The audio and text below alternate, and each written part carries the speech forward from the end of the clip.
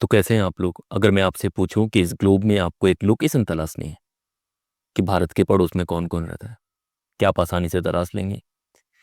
आप आसानी से ये बात तलाश लेंगे अगर आपने बहुत बार रिवाइज करा होगा इंडिया के ग्लोब के बारे में, या इंडिया के मैप को आपने बहुत अच्छे से पढ़ा होगा। लेकिन अगर आपने रिवीजन नहीं करा तो बहुत मुश्किल होगा। तो दोस्तों, आज हम बात करने वाले हैं रिवीजन के बारे में, बेस्ट तरीके से आप कैसे रिवाइज कर सकते हैं, और रिवीजन के कौन से वो बेस्ट तरीके हैं जो अगर आप अपनाते हैं तो आपको बहुत सारी चीज़ें याद रहने वाली हैं, और अगर ज़्यादा चीज़ें याद रहेंगी तो आप एग्जाम में बहुत अच्छा कर पाएंगे। तो मैं आपको जो रिवीजन की बातें बताने वाला हूँ वो मेरे खुद के एक्सपीरियंस से हैं, जो मैंने 10-12 सालों में इस्तेमाल करे हैं। मैंने आपको पहले ही बता दिया है कि किताबें कैसे पढ़नी है, लेकिन सिर्फ किताबों को पढ़ने से काम नहीं होगा। जो सबसे इम्पोर्टेंट पॉइंट है वो है किताबों को याद रख पाना। वो ऐसे ही है कि आप डेली कुछ पैसा कमाते हैं, वो लाके इकट्ठा करते हैं, तो सिर्फ पैसा कमाना गोल नहीं है, उनको बचा पाना। आप बैंक में रखते हैं या तिजोरी में रखते हैं, कहीं भी रखते हैं, तो रिवीजन उस तिजोरी का फॉर्मेशन है कि कैसे जो बातें आप डेली कलेक्ट कर रहे हैं उनको एक जगह रख पाएंगे, ताकि जब भी जरूरत पड़े आप इस्तेमाल कर पाएं। तो एक बात तो आपको ये याद रखनी है कि आपको हर चीज़ याद नहीं रखनी होती। अगर कोई भी आप किताब पढ़ते हैं तो उसका केवल 10-15% होता है जो आपको याद रखना होता है। 80% चीज़ें आपको समझनी होती हैं, जिनमें से कम 30-40% चीज़ें सिर्फ सिंपल होती हैं।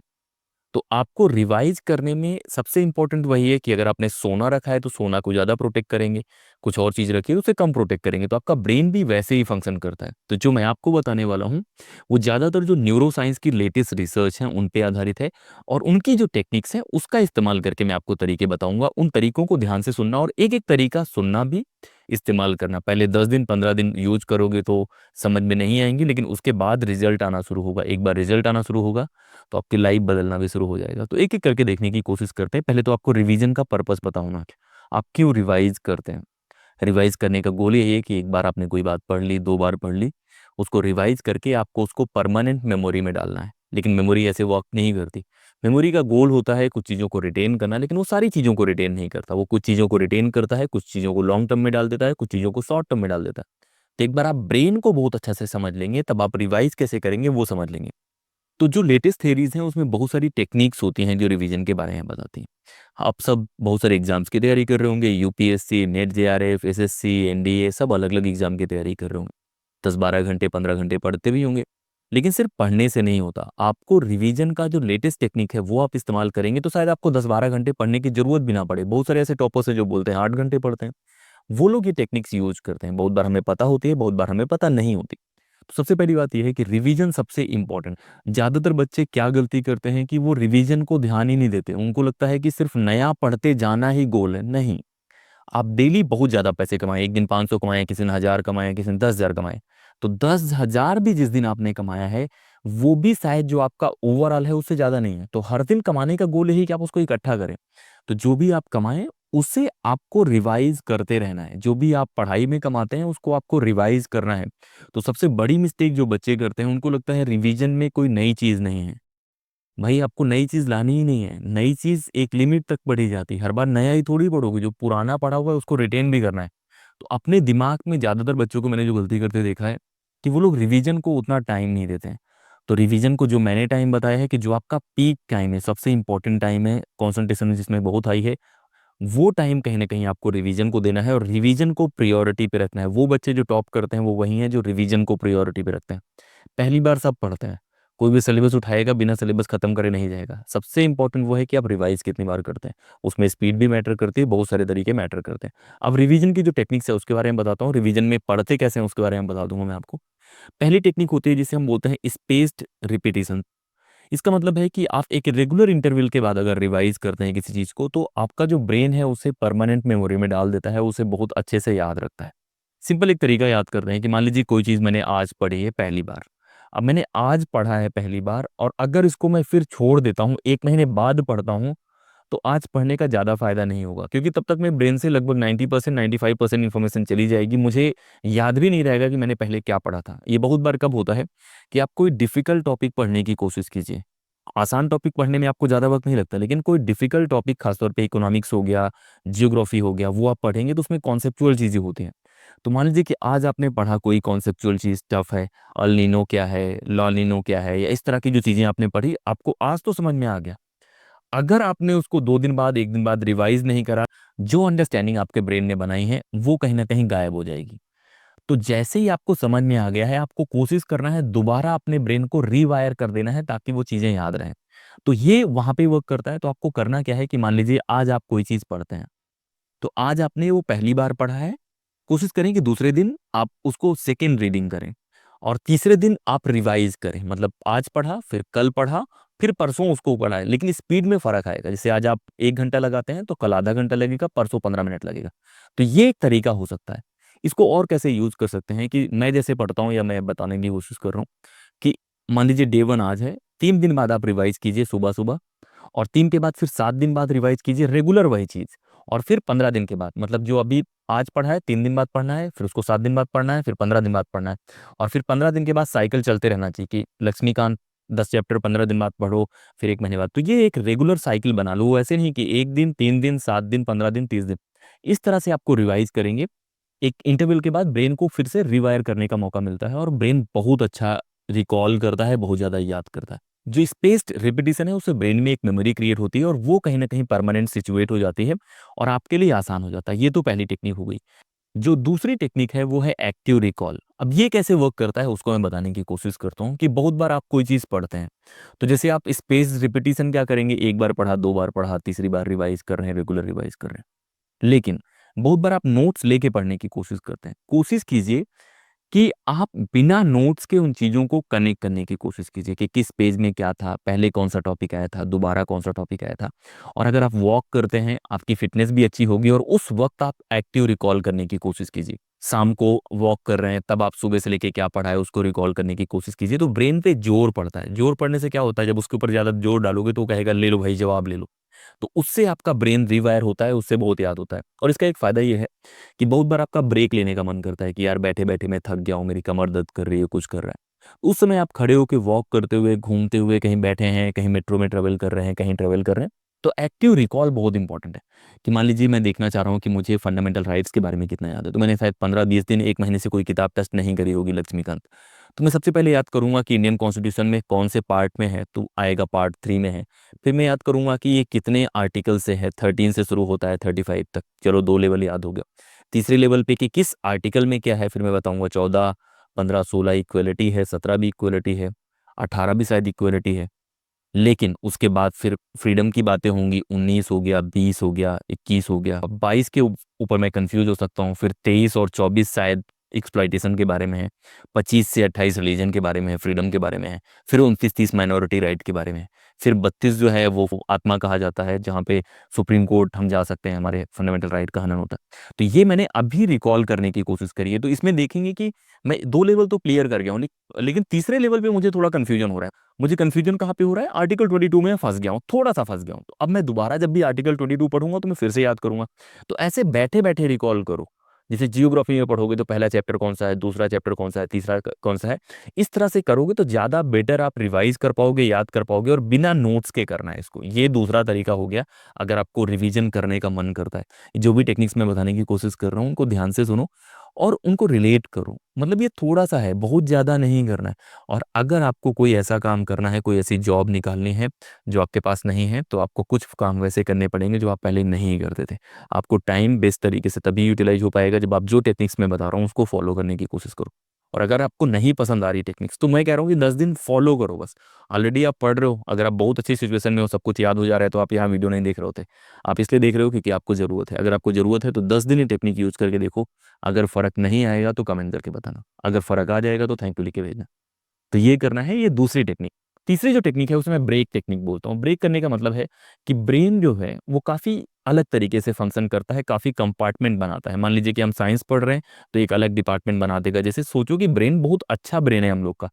तो आपने कभी फ्रिज देखा होगा, फ्रिज में क्या होता है कि क्या हम हर सामान एक सेक्शन में रखते हैं, कुछ हम ऊपर वाले बॉक्स में रखते हैं, कुछ नीचे रखते हैं, कुछ अलग रखते हैं। इस तरह घर में भी हर सामान हर जगह नहीं रखते हैं। ब्रेन भी वैसे करता है, अलग अलग इन्फॉर्मेशन को वो अलग अलग जगह स्टोर करता है। अब होता क्या है कि मान लो कि एक ही इन्फॉर्मेशन आपने बम्बार्डमेंट कर दिया, उसके पास जगह ही नहीं है, वो क्या करेगा, सही से अरेंज नहीं। तो कभी भी एक ही तरह की बहुत ज्यादा इन्फॉर्मेशन लेने की कोशिश मत करो। जो बच्चे सुबह से लेकर रात तक एक ही सब्जेक्ट पढ़ते हैं, ब्रेन उनको बहुत अच्छे से स्टोर नहीं करता। उसका रीजन क्या है कि ब्रेन को भी डाइवर्सिटी चाहिए। कि ठीक है यार फल आ गया, आप सब्जी लाओ, ये लाओ। तो वैसे ही है कि आपको ब्रेक करना है, मतलब आपको 1 घंटे पॉलिटी पढ़ा, 1.5 घंटे पॉलिटी पढ़ा, तो ब्रेक करो ताकि ब्रेन को कुछ नया केमिकल जनरेट करेगा, नई जगह देखने का मौका मिले कि भाई पॉलिटी तो यहाँ स्टोर कर दी, अब कुछ नया है उसको स्टोर करो। तो जैसे ही आपको कुछ नया नया काम मिलता है आप वैसे करते हैं। तो आपको ब्रेक करना है, एक ही सब्जेक्ट लगातार नहीं पढ़ना है, सब्जेक्ट पढ़ना है और जब लगे कि यार अब इसमें से बोरियत हो रही है तो दूसरा सब्जेक्ट उठाना है। तो ब्रेन को एक नया काम मिल गया, वो फिर नई एनर्जी से आएगा, फिर से सही सही अरेंज करेगा उसको। तो मान लो आपने पॉलिटी पढ़ा, फिर आपने कोशिश करी हिस्ट्री पढ़ने की, फिर कोई और पढ़ा, तो इस तरह से मल्टीपल पढ़ोगे तो फायदा रहेगा। तो आपका ब्रेन भी उसी तरह से उसको अरेंज करेगा। और एक इसका फायदा ही होता है कि मान लो कि ज्योग्राफी में पढ़ रहा हूँ, अब मैंने पहला चैप्टर पढ़ लिया है, पहला चैप्टर पढ़ लिया है, काफ़ी क्लियर आ गया, अंडरस्टैंडिंग आ गई। अब मैं दूसरा तीसरा पढ़ूंगा ना तो इकट्ठा इतना पढ़ूंगा तो फिर मैं कंफ्यूज हो जाऊंगा कि यार पहले में था दूसरे में। लेकिन अगर आप एक दिन में 1-2 चैप्टर पढ़ते हैं एक सब्जेक्ट का, दूसरे का पढ़ते हैं, तो बहुत क्लियर वो होते हैं। तो उस क्लैरिटी के लिए भी इसको यूज करो। मैं बहुत यूज करता हूँ। मैं कभी एक सब्जेक्ट को 2 घंटे 3 घंटे लगातार नहीं पढ़ता हूँ, ज़्यादा से ज़्यादा 1 घंटे पढ़ूंगा, फिर दूसरा पढ़ूंगा, फिर 2 घंटे बाद 3 घंटे बाद फिर ले आऊँ उसे वापस, लेकिन लगातार नहीं पढ़ूंगा क्योंकि इंटरेस्ट भी कम हो जाता है, क्योंकि ब्रेन भी फिर पिक नहीं करता। और बहुत बार क्या होता है कि उसमें फिर कॉन्सेप्ट्स जो होते हैं वो मिक्स होने लगते हैं, और अगर कॉन्सेप्ट्स मिक्स हो रहे हैं तब कहीं ना कहीं दिक्कत है। जो लोग नेट जेआरएफ की तैयारी कर रहे हैं, ये रटने वाली एग्जाम की तैयारी कर रहे हैं, कभी देखना कि आप कोई चीज़ बहुत ज़्यादा रट रहे हो और उससे सबसे ज़्यादा दिक्कत तब नहीं आती कि आपको याद नहीं होता, आपको याद होता है। आप कंफ्यूज हो जाते हो कि यार ये अशोक की बातें हो रही हैं या उसकी बातें हो रही हैं। तो उस कंफ्यूजन का सबसे बड़ा रीजन ये है कि आप लगातार उसी को पढ़ते रहते हैं। उसको पढ़ो, अपने ब्रेन ब्रेन में अच्छे से एक मेमोरी बना के स्टोर करो, निकलो कोई और टॉपिक। तो ये एक तरीका है जिसे हम ब्रेक टेक्निक बोलते हैं, इंटरलिविंग टेक्निक भी इसको बोला जाता है। तो ये एक तरीका है जिसका आप इस्तेमाल कर सकते हैं। आप अपने हिसाब से प्लान करने की कोशिश करो। अगर आप बोलोगे तो मैं और डिटेल से इन चीज़ों को बताऊंगा, लेकिन मैं चाहता हूँ कि थोड़ा अपना भी दिमाग लगाओ इन चीज़ों को लेके आप। फिर आती है चौथी टेक्निक। जो चौथी टेक्निक है उसे हम डुअल कोडिंग बोलते हैं। डुअल कोडिंग क्या हो, मान लीजिए मैं आपको एक तस्वीर दिखाता हूँ, वो तस्वीर ब्लैक एंड व्हाइट है, या वो तस्वीर रंगीन है, या वो तस्वीर 3D है, या वो तस्वीर बोलती है, तो कौन सा बेटर होगा? डुअल कोडिंग यही होती है कि हमारे अलग अलग सेंसेस होते हैं। एक तो आंखें हैं जब पढ़ते हैं, तो एक ब्रेन है, या हमारा देखने का अलग है, सुनने का अलग है। तो डुअल कोडिंग है कि कोई भी चीज़ जो आप देखते हैं उसको अलग अलग फॉर्म में देखने की कोशिश करें। जैसे यूजुअली क्या होता है, बच्चे नोट्स उठाते हैं, उसको रट्टा मारने लग जाते हैं, ठीक है, लेकिन उसको मल्टीपल तरीके से पढ़ने की कोशिश करो, उसको इन्फोग्राफिक के रूप में देखने की कोशिश करो। मान लो कि कोई फंडामेंटल राइट वाला है, 10 पेज 20 पेज में है, पॉलिटी में, लक्ष्मीकांत में, अब आपने पढ़ लिया, शायद आपको उतना अच्छे से याद नहीं होगा जितना आसानी से कोई माइंड मैप बना हो या इन्फोग्राफिक बना हो, जहाँ हर फंडामेंटल राइट को सही से अरेंज करा है कि 6 फंडामेंटल राइट ये हैं, उनके अंदर ये है, उनके अंदर ये है, तो एक ही पेज में आपको पूरा एक्सप्लेन कर दिया है। तो ये डुअल कोडिंग आपको हेल्प करती है। बहुत बार क्या होता है कि ऑडियो विजुअल आपको कुछ मिल जा रहा है कि आपने फंडामेंटल राइट के बारे में कुछ सुन लिया है, कोई इतिहास की कहानी सुन ली है, या इतिहास का कोई पॉडकास्ट सुन रहे हैं, तो वो कहीं ना कहीं आपको मदद। तो आपको ब्रेन को ऐसे देना है कि वो विजुअल भी है उसके पास, सुनने का भी है, ये विजुअल्स में भी डाइवर्स विजुअल हैं, तो आपको इन्फोग्राफिक का मदद लेना है, माइंड मैप का मदद लेना है। और मैं बहुत बार सजेस्ट करता हूँ कि अगर आपको चीज़ें याद रखनी है तो कोशिश करो कि कलर्ड नोट्स पढ़ो। बहुत बच्चे क्या करते हैं, जब एनसीईआरटी पढ़ते हैं उसका भी प्रिंट आउट लाने की कोशिश करते हैं, और प्रिंट आउट अवॉइड करो। प्रिंट आउट बहुत बोरिंग होते हैं, मैं बहुत लोग को समझा चुका हूँ कि ये वर्क नहीं करता, क्योंकि प्रिंट आउट में क्या होता है, जैसे आप जब नोट्स पढ़ते हैं, एनसीईआरटी पढ़ते हैं, तो उसका हर पेज डिफरेंट होता है। आप नोट्स उठाएंगे तो उसमें ये नहीं कि ऊपर से लेकर नीचे तक सेम ही लिखा है, उसमें कहीं पिक्चर बनी होगी, हर पेज में अलग अलग लोकेशन पे पिक्चर बनी होगी। तो ये जानबूझ के डिजाइन किया जाता है ताकि लोगों को नया अट्रैक्शन आए, नए तरीके से ब्रेन उनको पढ़े। एनसीईआरटी का भी पढ़ोगे ज़्यादा मजा आता है, खासतौर पर इतिहास का है कुछ और वो पढ़ोगे तो। अगर आप केवल प्रिंट आउट वाला जो ब्लैक एंड व्हाइट वाला होता है वो लोगे, तो पूरे टाइम ब्रेन उनको रटेगा, उसमें इंटरेस्ट नहीं आता, उस वो ब्रेन के लिए काफ़ी चीज़ें डिफ़िकल्ट कर रहा होता है, तो वो अवॉइड करो। जो black and white print out होता है वो अवॉइड करो। कलर करने की कोशिश करो, जो भी नोट्स आप पढ़ते हो उसमें ज़्यादा से ज़्यादा कलर यूज़ करने की कोशिश करो, उससे भी फ़ायदा होता है। इन्फोग्राफिक बनाने की कोशिश करो, कोचिंग वालों के बहुत सारे इन्फोग्राफिक होते हैं, वो यूज़ करने की कोशिश करो। कोशिश करो थोड़ा-सा हिस्टोरिकल सुनने का, उनको समझने का, फिर से पढ़ने का।